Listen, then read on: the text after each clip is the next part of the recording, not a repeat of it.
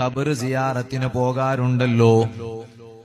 ആ സമയത്ത് നിങ്ങൾ ശ്രദ്ധിക്കേണ്ടുന്നൊരു കാര്യം ഇടയ്ക്ക് വെച്ച് ഞാൻ ഓർമ്മപ്പെടുത്തുകയാണ്. വെള്ളിയാഴ്ച ജുമുഅ കഴിഞ്ഞാൽ ഖബറിൽ കിടക്കുന്ന ബാപ്പാനെ സിയാറത്ത് ചെയ്യാൻ മനസ്സ് കാണിക്കുന്ന നല്ല മക്കളുണ്ടാകും.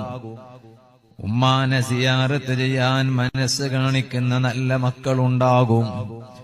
അങ്ങനെ ബാപ്പാന്റെയും ഉമ്മാന്റെയും ഖബറിന്റെ അടുത്ത് പോകുമ്പോ നമ്മൾ ഏതായാലും പോകുന്നുണ്ട്, അതിന് സമയം കണ്ടെത്തുന്നുണ്ട്.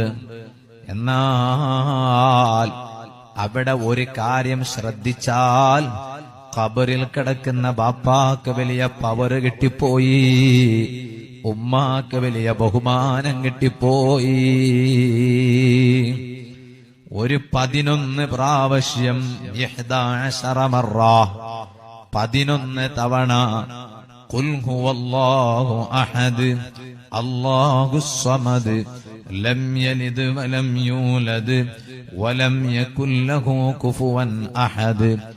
ആ സൂറത്തുൽ ഇഖ്ലാസ് അതൊരു ചെറിയ അധ്യായമല്ലേ? ആ അധ്യായം ഒരു 11 പ്രാവശ്യം ഓതിയിട്ട് ഖബറിൽ കിടക്കുന്ന ബാപ്പാക്ക് ഹദിയ ചെയ്താൽ, ഉമ്മാക്ക് ഹദിയ ചെയ്താൽ, ബാപ്പായുടെ ജീവിതത്തിൽ എത്ര വലിയ തെറ്റുകൾ വന്നിട്ടുണ്ടെങ്കിലും ഉമ്മാന്റെ ജീവിതത്തിൽ എത്ര വലിയ പാപങ്ങൾ വന്നിട്ടുണ്ടെങ്കിലും അല്ലാഹു പുറത്തു കൊടുക്കും കേട്ടോ. ഇത് പഠിപ്പിച്ച നേതാവാണ് മുഹമ്മദുർ റസൂലുള്ളാഹി സ്വല്ലല്ലാഹു അലൈഹി വസല്ലം. ആ സൂറത്തിന് അങ്ങനെ ഒരു